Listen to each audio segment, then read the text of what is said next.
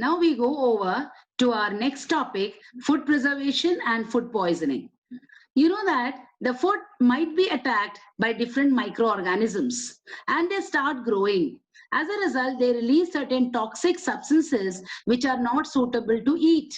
And as a result, if we eat them, we fall sick. So we have to go to the doctor because then the doctor diagnoses that we have got food poisoning. And if the food poisoning becomes severe, under such conditions, it may lead to the death of a person also. Now, how do we identify whether the food is spoiled?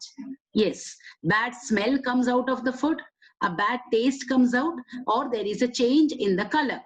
So to prevent food poisoning, we have to ensure that the food is properly preserved. There are various methods of food preservation. Let us go into the food preservation in detail. What are the methods of food preservation? First, let us do the chemical method. You are quite familiar that in our houses, our grandmothers, they usually prepare pickles and they keep it. They do not get spoiled for a long time because they add salts and edible oil in the pickles. These salts and edible oil prevent the growth of microorganisms in the food. So salt and edible oil are also preservatives. Salt or acid preservatives prevent the attack of microbes in the pickles. Some other chemical preservatives are also there, like sodium benzoate and sodium metabisulfite. They are the common preservatives used in jams, squashes, etc. These are the chemical methods of food preservation.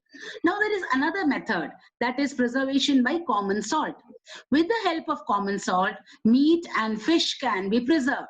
This layer of common salt is forming a protective layer over the meat and fish, and they prevent the growth of bacteria.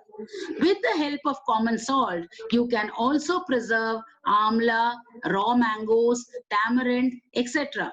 So these are the preservations by the common salt. Now preservation by sugar.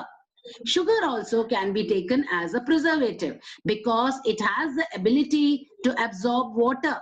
It reduces the moisture content in the food and it prevents the growth of microorganisms. That is why sugar is used as a preservative for preparing jams, jellies, squashes, etc.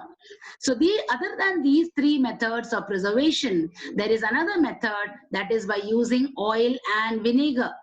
Oil and vinegar does not allow bacteria to grow.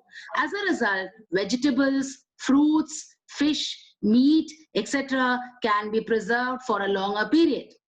Then we go over to the next method, that is by heat and cold treatment. Microorganisms cannot grow when the atmosphere is too hot or too cold. Like boiling of the food, kills the microorganisms. That is why we boil milk. Similarly, keeping the food in low temperature, that is refrigeration, also prevents the growth of microorganisms. Apart from all that, there is a very commonly observed procedure, that is pasteurization with regard to milk. During pasteurization, the milk is heated to a very high temperature of about 700 degrees Celsius. Then it is cooled suddenly and then stored. This method ensures that the milk becomes free from harmful microbes, and it was discovered by a person called Louis Pasteur. That is why the name pasteurization has come for the process. So these are the methods of food preservation, but of course storing and packaging is also very important to prevent the growth of microorganisms. In dry fruits and vegetables, they should be sealed in airtight containers and then they are kept for marketing. Otherwise, the fruits and vegetables might get spoiled. So these are the methods of food preservation.